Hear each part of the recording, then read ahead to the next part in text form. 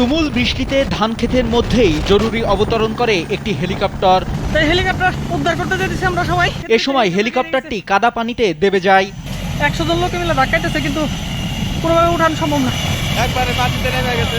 এরপর ধান ক্ষেতের কাদা পানিতে প্রায় 2 ঘন্টা আটকে ছিল হেলিকপ্টারটি। খুব সমস্যার ভিতরে আছে, পুরো পাট খেতে ভিতরে হেলিকপ্টার গেড়ে গেছে। শনিবার বিকেলে ধামরাইয়ের বোয়াইল ও সোয়াপুর ইউনিয়নের মাঝামাঝি ছেনাইল চকে এ ঘটনা ঘটে।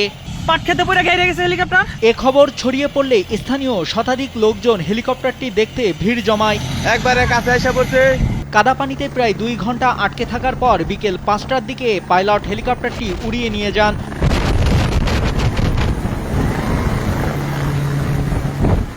এখন যে কোনো ব্র্যান্ডের পুরাতন এসি বদলে নতুন ওয়ালটন এসিতে উপভোগ করুন 25% ছাড়।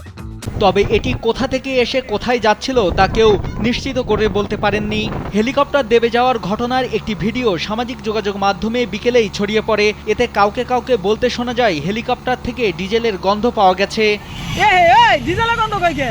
ধামরাই থানার ভারপ্রাপ্ত কর্মকর্তা মনিরুল ইসলাম বলেন, হেলিকপ্টার দেবে যাওয়ার বিষয়টি তাকে কেউ জানায়নি।